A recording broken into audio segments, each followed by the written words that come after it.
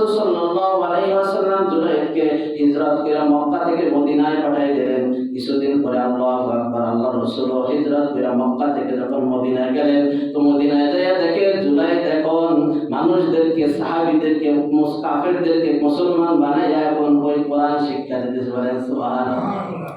কিছুদিন আগে ছিল কাফের, কিছুদিন আগে কি ছিল?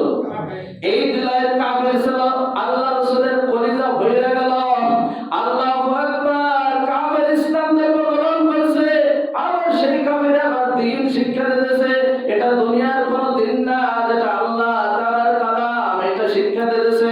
আল্লাহ রাসূলের খুশির কারণে দিলটা ভরে গেছে। জুলাইদ, তুমি কিছুদিন আগে কাফের ছিল, এখন তুমি মুসলমান হয়ে কোরআন পড়া, এখন তুমি আবার একটা মিশন চালু করছো, দাওয়াতে তাবলীগের কাজ। কথা বলেন ঠিক কিনা?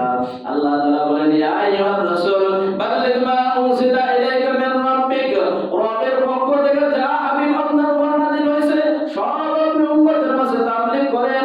এই